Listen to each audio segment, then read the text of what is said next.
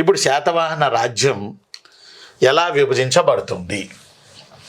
శాతవాహన రాజ్యం లేదా మౌర్యుల కాడి నుంచి వీళ్ళు దీన్ని కూడా కాపీ చేశారు. ఆహారాలు. శాతవాహన రాజ్యం ఆహారాలుగా విభజించబడుతుంది. ఆహారాలుగా. ఆహారాల పాలకుల్ని అమాత్యులు అన్నారు. ఆహారాల పాలకుల్ని అమాత్యులు అన్నారు. రైట్. గోవర్ధనహార, కోడూరుహార, మైసోలియాహార, గోవర్ధనహార, కోడూరుహార, మైసోలియాహార, సోపారహార, ఇలా రాష్ట్రాలు. ఎన్ని రాష్ట్రాలు ఉన్నాయనేది క్లారిటీ లేదు, కానీ ఇవి రాష్ట్రాలు. గోవర్ధనహార, కోడూరుహార, మైసోలియాహార, సోపారహార.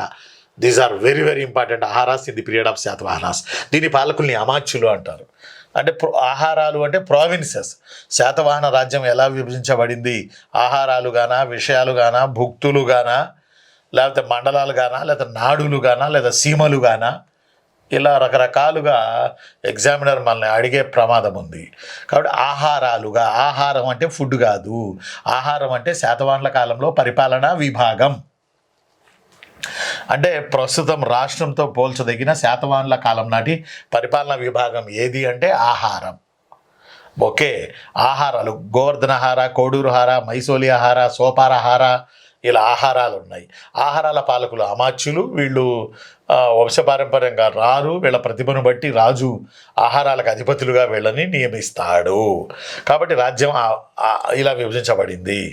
ఇది కాక మళ్ళీ సామంతులు. చాలు రవి, చాలు. ఇవి కాక మళ్ళీ సామంతులు. ఇదొకటి ఇంపార్టెంట్ మనకి. సామంతులు మీకు చెప్పాను కదా.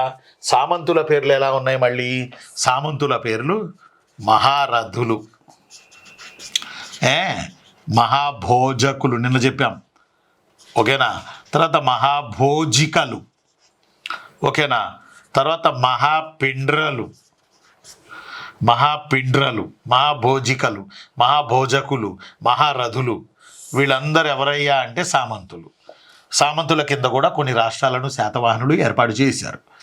ఈ మహారథులు ఫేమస్ వీళ్ళందరిలో. ఈ మహారథుల రాజే త్రైణోకరు. వీళ్ళ అమ్మాయే దేవి నాగానిక.